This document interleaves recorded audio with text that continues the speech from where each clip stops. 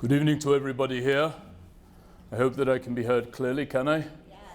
Wonderful. It's a great privilege to be here under the auspices of this organization. I'm going to come directly to the point with your permission. I arrived here several days ago from Israel, the one and only home of the Jewish people on God's earth. And I'm in the midst of a delegation of families of hostages who we have taken to the United Kingdom and several times to the United States as a consequence of the fact that their sons, who have been deemed men of age, meaning they are between the age of 18 and 50, deemed by Hamas as technical enemy combatants, which is utterly false, and as a consequence of their age and their gender are least likely to be released during the course of any hostage release deal. I stepped away from that delegation in order to come here today because I consider it a privilege to be able to speak. As you heard during the words of introduction, I am a combat veteran. I'm a combat veteran of the Second Lebanon War of 2006. I'm a veteran of Operation Pillar of Defense in 2012. I'm a veteran of Operation Protective Edge of 2014. All that I wish you to discern from that is that anything I speak of tonight is something for which I was willing to lay down my life.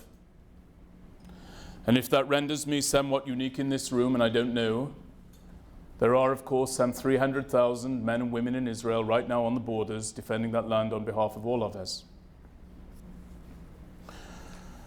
But I was not called into this war because of my age.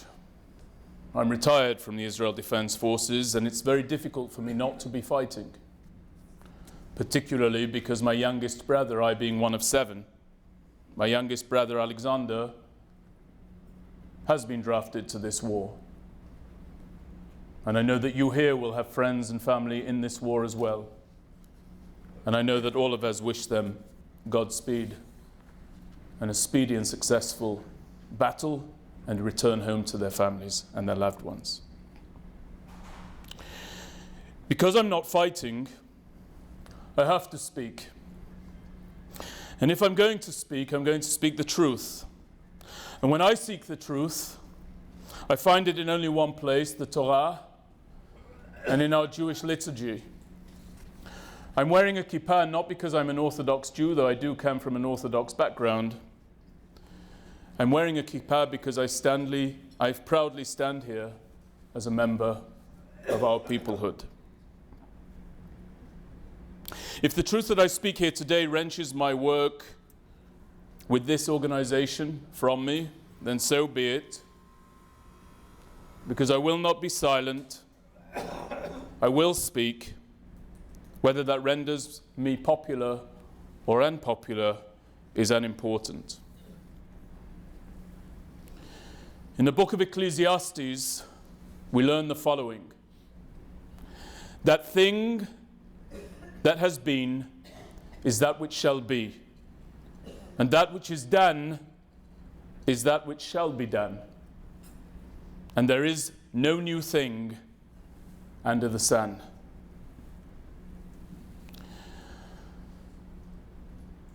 How many recurrences of Jewish history did we bear witness to on October the 7th? Let us remember the context out of which my words to you tonight spring forward. On October the 7th, 2023, as you know, 1,200 of our people were murdered. 240 were kidnapped. 200,000 were displaced from their homes, refugees now to this day in their own land.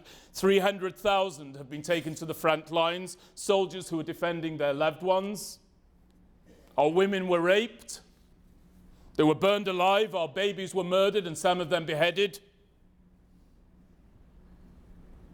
That's the context out of which I speak. October the 7th, 2023 was the date that we see the elision of the final weekly Torah portion into the first of the weekly Torah portions, given that it was the festival of Simchat Torah. In Parshat Bereshit, the first of the book of Genesis, we begin our Torah readings with the words, quote, "In the beginning God created the heavens and the earth." And the famous commentator, Rashi, asks a question about that first sentence. He says, why does the Torah begin with the words, "In the beginning God created the heavens and the earth"? He asked that question centuries ago. It's there in writing. And the answer that Rashi prefers, this commentator prefers, is that there will come a day when the nations of the world will round on the Jewish people and they will tell them that this is not their land. And when that day comes, you will point to the first book of Genesis, the first sentence within that book, and you will say, this land was given to us by God. And no man, and no movement, and no terror organization can take it from us. In that same book, in the final reading of the book of Genesis, we find Jacob on his deathbed. He gives blessings to each of the 12 of his children. To 2 of his children, he curiously curses their anger. He does not curse them, he curses their anger. It's to the children Shimon and Levi. The reason is because there is nothing new under the sun. We saw our women raped on October the 7th. Shimon and Levi had a sister. Those 12 tribes had a sister. Her name was Dinah. She was kidnapped and defiled by the people of Shechem. And to avenge that defilement, Shimon and Levi announced that they were going to destroy Shechem. And filled with fear, the people of Shechem entered into peace negotiations with these 2 tribes, Shimon and Levi. And during the course of those negotiations, there were terms agreed. The terms were that the Israelites and the people of Shechem would intermarry, have children with one another, build a life together, and that all of the males in the people of Shechem would have to be circumcised. And if those terms were met, there would be no conflict. And Shechem entered into the deal. All of their men were circumcised. And on the 3rd day, Shimon and Levi routed the city of Shechem, killing everyone. And Jacob rebuked them. He said to them that they were foolish because they had allowed their anger to steer their deeds, and that the nations in the vicinity and the tribes there would see what the people of Israel had done to Shechem, and they would unite and wreak vengeance against the people of Israel. But he was wrong. No vengeance was ever taken. And our sages asked why no vengeance was ever taken, and one of the reasons put forward is this. The tribes of the area did see the murdered and the dead of Shechem. They did see that the terms of the truce had been broken. But when they inspected the bodies of the dead, they also saw circumcised men. And seeing circumcised men, they assumed that these men were therefore Jews. And they took no vengeance because nations will not make war in retribution for a bunch of dead Jews.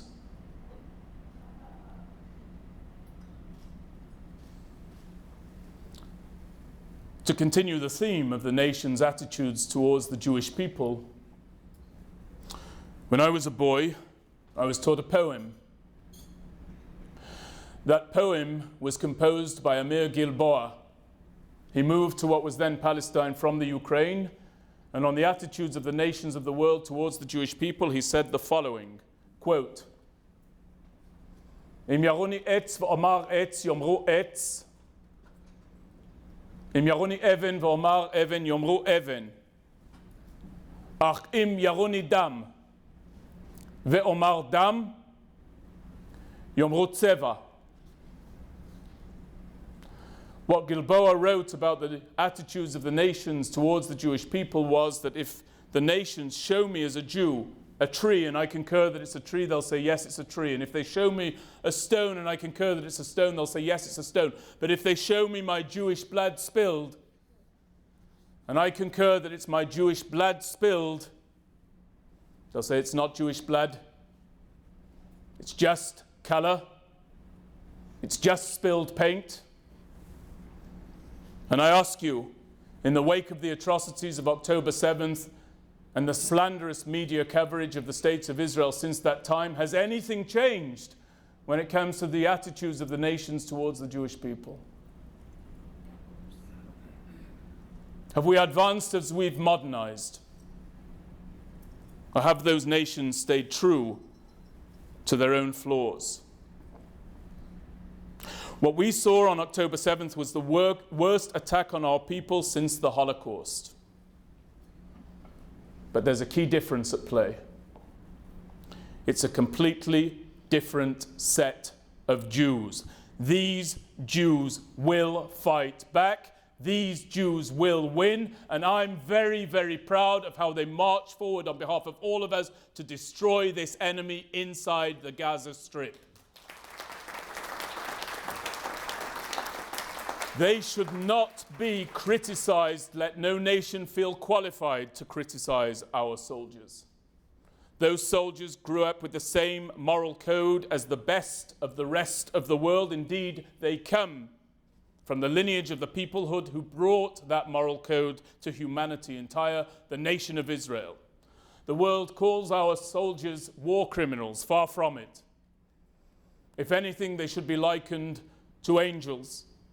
To angels who storm forward where I can tell you mere mortals dare not tread. They are the embodiment of the Jewish phrase, "Shebamakom she'en anashim hishtadel lihyot ish." In a place where there is no humanity, strive to be human. Our soldiers are bringing humanity to a part of the world that to this point has been ruled over by demons, and they must succeed, and they must win for the sake of us all.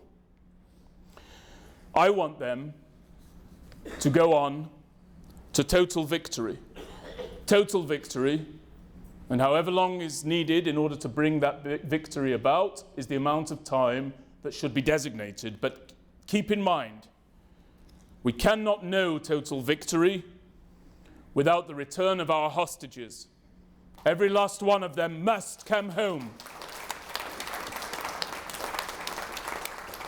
That includes the two hostages whose families I am escorting right now. Evyatar David, a 23-year-old civilian, and Almog Meir Jan, a 21-year-old civilian, who were both kidnapped on October 7th, were bound and beaten by Hamas, then filmed by Hamas in a movie that has been broadcast and seen by their mothers.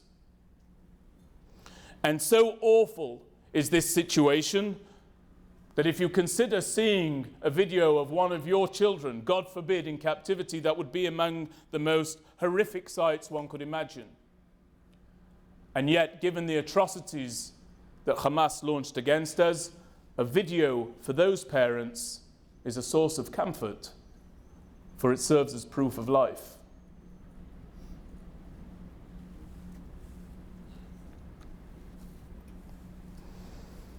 If we are willing, friends, to fight to ensure that Jewish blood is no longer devalued to nothing more than spilled paint, then kal v'chomer, how much more so must we fight to return those who we know are alive. On the future of the Palestinian Arabs, I want something to be very, very clear to you. The Jewish people cannot live next to a people who behaves like that. And they should not be expected to live next to a people who behave like that.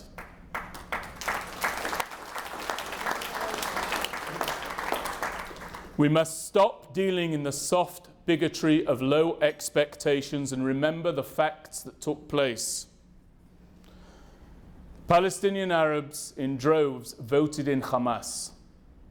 A centerpiece of their charter, the equivalent of their manifesto, was the murder and genocide of Jews.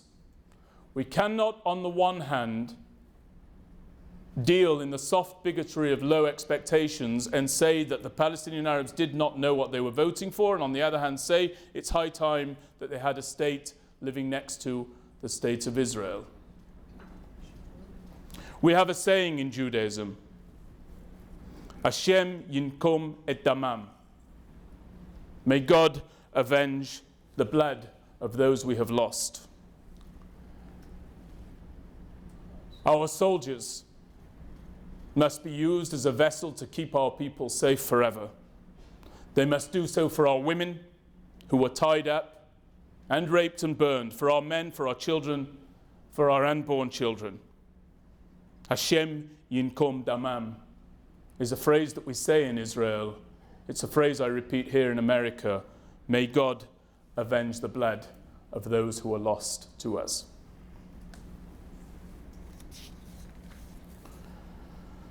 The final few points. And now I personalize my message to you. I moved to Israel, as some of you may know, because my brother was beaten when he was 16 years of age so badly by anti-Semitic thugs that he had to undergo 3 liver transplants in the space of 1 week. That was in 1994. In the intervening years, he went on to marry, and he now has 2 children, Maya and Asher. In September of 2020, that same brother required a 4th liver transplant. And I had to coordinate that transplant due to the restrictions of COVID. The coordination of that transplant included readying my younger brother Raphael, the 5th of the 7th, to have 70% of his liver resected in order to have it transplanted into Jonathan for what is called a living donor regraft. But 1 week prior to that surgery taking place, Jonathan's health deteriorated and he was moved into the intensive care unit in the hospital. And 2 days prior to the surgery, as his health continued to deteriorate, I received a telephone call from his anesthesiologist. And his anesthesiologist proceeded to lobby me and tell me that Jonathan was not well enough to survive any transplant, cadaveric or by way of a living donor transplant, and that I should make arrangements for his demise. And he told me that Jonathan's health was so very bad that he'd been admitted with liver failure. He'd then gone into lung failure. He'd then gone into kidney failure. And he was 1 dose of medication away from going into heart failure. And being a layman, not a physician of any time, I thought that that was a final prognosis. But then this anesthesiologist who was lobbying me to arrange for my brother's demise made a throwaway statement. He said to me on the phone, in theory, he could recover from the lung failure and he could recover from the kidney failure, and he is not yet in heart failure, but of course we don't know, so it is the responsible thing to make arrangements for his demise. And through that statement, he taught me a lesson that is very, very relevant to all of us here today. He taught me that there is an acute failure and there is a chronic failure. That some organ failures we can recover from and others are permanent. I'd always believed that kidney failure was a permanent condition. It doesn't have to be. I'd always believed that lung failure was a permanent condition. It doesn't have to be. But from this anesthesiologist, I learned the vital lesson that failure does not need to be fatal. And I make mention of that scenario because all of us who bore witness to the events of October 7th, if we're honest, we know that we bore witness to a dreadful failure. You are too intelligent an audience for me to portray it as anything other than that. It was a failure of government. It was a failure of our defense establishment. It was a failure of our intelligence establishment. But it was an acute failure. It was not a chronic failure. And that failure will not be fatal. The people of Israel will rise again.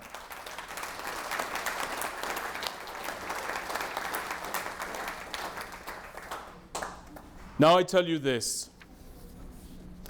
The soldiers of the Israel Defense Forces are marching forward. They're doing so with a conviction and a unity that I don't believe we've seen since the founding of our great state. But you here in the American Jewish community, through this organization, have the opportunity to do that which they cannot do. What you have the opportunity and the obligation to do is to build that country back up to its full height and then some. I'm calling on you as one citizen of the state of Israel. Please fight back alongside our soldiers and build that country back up. In Kfar Aza in the south, build it back up. In Kibbutz Nachal Oz, you build it back up. In Be'eri, which was massacred and destroyed, build it back up, and so on and so forth. Please, I'm appealing to you, pull out your checkbooks, make your investments, and build that country back up. We need you now more than ever before. I certainly pray for Shalom al Yisrael, but first we must win this war. And I ask all of you to please cleave to the phrase, Hashem Oz La'amo Yiten, Hashem Yevarech et Amo v'Shalom. God will give his people strength. God will bless his people with peace. First comes strength. Peace may yet follow, but it will never, ever follow surrender or shame or capitulation. What happened on October the 7th was the embodiment of that first sentence of the book of Genesis. What happened that day was that a people came into our land to tell us by murderous, heinous, and evil deeds that this land is not ours. But every day since then, for close to 100 days now, what you have heard is the people of Israel screaming back at them that by God's will, oh yes, this land is ours. You are not hearing the death knell of Israel. You are hearing, ladies and gentlemen, from the tanks, the infantry, the pilots, the artillery, and everyone involved in this fight, the roar of the Lion of Judah. And it is saying, Am Yisrael Chai, the people of Israel live.